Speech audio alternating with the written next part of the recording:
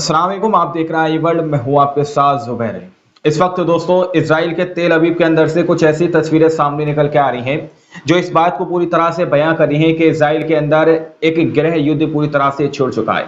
Israel के अंदर इस वक्त घमासान जैसी तस्वीरें सामने निकल के आ रही हैं कि किस तरह से इजराइल के तेल अवीव के अंदर भी वहां के यहूदी इजराइल के बेंजामिन नेतन्याहू के खिलाफ उतर चुके हैं। दोस्तों यहां तक कि इजराइल का खुद का अपना फ्लैग आग के हवाले करते हुए नजर आ रहे हैं। इजराइल के तेल अवीव के अंदर के वो दृश्य सामने निकल कर आए हैं जो इस बात को बयां कर रहे हैं कि इजराइल के बहुत सारे यहूदी आज भी ये मानते हैं कि इजराइल पूरी तरह से अवैध है, फिलिस्तीन के ऊपर कब्जा किया हुआ इजराइल है, जिसकी वजह से यहूदी इस वक्त तेल अवीव के अंदर उतरकर इजराइल के फ्लैग को आग के हवाले कर रहे हैं। दरअसल आप लोग यहाँ पर कुछ तस्वीरें देख सकते हैं जिसके अंदर इजराइल के तेल अवीव का ये दृश्य है। इजराइल के तेल अवीव के अंदर दावा किया जा रहा है कि इजराइल के तेल अवीव के अंदर इजराइल के यहूदियों ने भारी मात्रा में गृह युद्ध छेड़ा हुआ दोस्तों, और ये विरोध किया जा रहा है, प्रदर्शन किया जा रहा है इजराइल के बेंजामिन नेतन्याहू के खिलाफ। ये वो यहूदी हैं जो इस बात को जानते हैं कि हाँ, ये जो इजराइल अपनी जो पूरी तरह से अंजाम दे रहा है एक जंग के नाम पर फिलिस्तीनियों को मारने का, वो लोग जानते हैं कि पूरी तरह से नरसंहार है और इजराइल खुद एक अवैध है, फिलिस्तीन के ऊपर कब्जा किया हुआ है। दोस्तों दावा ये किया जा रहा है कि तेल अवीव में इजरायली झंडा जलाया जा रहा है। अत्याचारी शासन का अंत निकट है, यानी कि बहुत करीब है।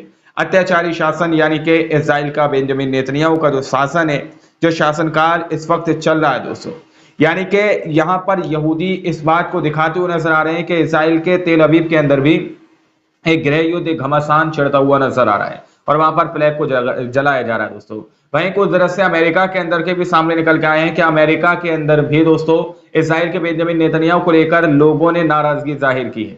बेंजामिन नेतन्याहू को लेकर जिस तरह से अलग अलग जगहों से, विश्वविद्यालयों के बाहर से जिस स्टूडेंट जिस तरह से फिलिस्तीन का समर्थन कर रहे हैं दोस्तों, वो तस्वीरें सामने निकल कर आई हैं। लेकिन अब जो फिलिस्तीन का समर्थन कर रहे हैं उनके खिलाफ उनके देश के लोग खड़े हो चुके हैं। यानी कि अमेरिका के अंदर से कुछ तस्वीरें ऐसी सामने निकल के आ रही हैं कि जो लोग फिलिस्तीन का समर्थन कर रहे हैं उनको परेशान करने के लिए वहां के नागरिक उतर आए हैं और उनको गालियां दे रहे हैं, उनके सामने खड़े होकर विरोध उनका कर रहे हैं। दोस्तों दरअसल तस्वीर, ये रिपोर्ट आप लोग देख सकते हैं जिसमें दावा किया जा रहा है कि नरसंहार समर्थक प्रतिवादी प्रदर्शनकारी मिसिसिपी विश्वविद्यालय के बाहर फिलिस्तीन के अवशेष समर्थकों का मजाक उड़ा रहे हैं और गंदी गंदी गालियां दे रहे हैं।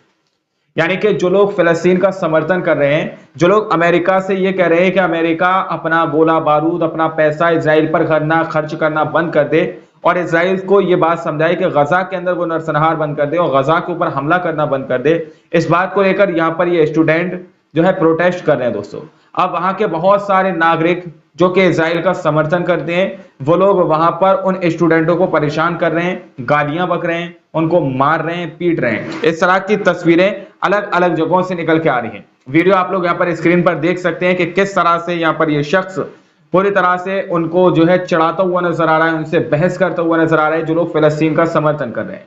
ये वीडियो बहुत तेजी से सोशल मीडिया पर वायरल हो रही है कि किस तरह से अलग अलग जगहों से फिलिस्तीन को समर्थन मिल रहा है, फिलिस्तीन के लिए आवाज उठाई जा रही है।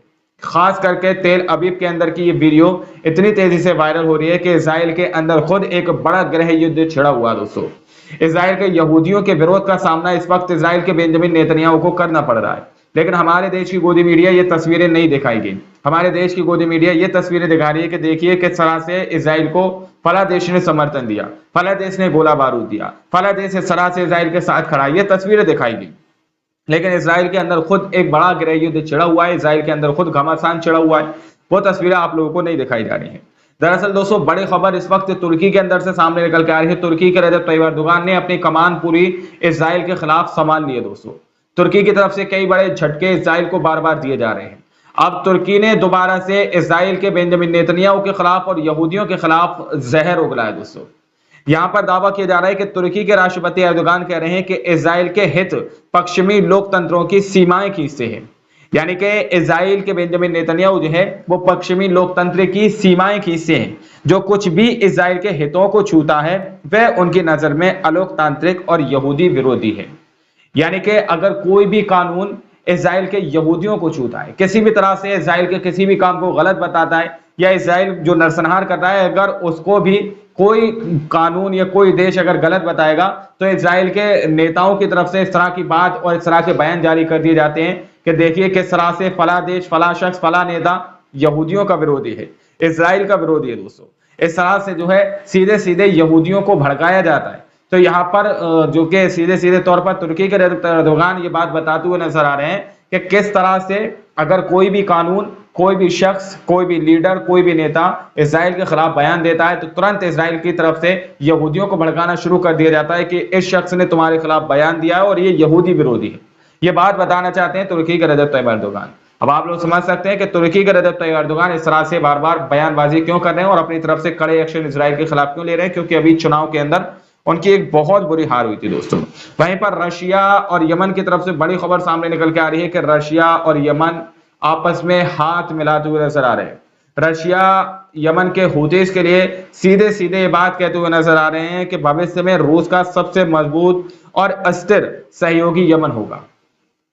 ये बात रशिया के व्लादिमीर पुतिन ने कही है कि आने वाले वक्त में सबसे ज्यादा सहयोगी, सबसे ज्यादा करीबी, सबसे ज्यादा मजबूत जो उसका भविष्य में सहयोगी रहेगा, जो दोस्त रहेगा, वो होगा यमन। इस बात को व्लादिमीर पुतिन ने अपने खुद बयान में कहा दोस्तों। यानी कि यमन और रशिया एक होते हुए नजर आ रहे हैं, जिससे बहुत सारे देशों के अंदर हड़कंप मचने की भी आशंका है, बहुत सारे देशों के अंदर टेंशन पड़ने की और बढ़ने की आशंका जताई जा रही है दोस्तों। क्योंकि रशिया के व्लादिमीर पुतिन शुरू से ही ईरान, फिलिस्तीन, यमन इनका समर्थन करते हुए नजर आ रहे हैं और अब दोबारा से उन्होंने एक होने की बात कर दी है। तो ये एक बड़ी चुनौती उन देशों के लिए है जो फिलिस्तीन या फिर ईरान या फिर यमन के खिलाफ खड़े हुए हैं दोस्तों। वहीं पर एक बड़ी खबर सामने ये निकल के आ रही है कि दुनिया के विद्वानों के विश्व संघ के अध्यक्ष ने एक बड़ी घोषणा की है दोस्तों। एक बड़ी खबर सामने निकल के आई है कि जब से गजा और फिलिस्तीन और इसराइल के बीच जंग शुरू हुई है, यानी कि इसराइल ने जब से गजा के बेकसूर निहत्थे नागरिकों का नरसंहार शुरू कर किया, उसने कत्लेआम शुरू किया है, उस दिन से आज के दिन तक, उस दिन से 7 अक्टूबर के बाद से आज के दिन तक सिर्फ और सिर्फ फ्रांस के अंदर की ये तादाद बताई जा रही है दोस्तों। रिपोर्ट आप लोग देख सकते हैं।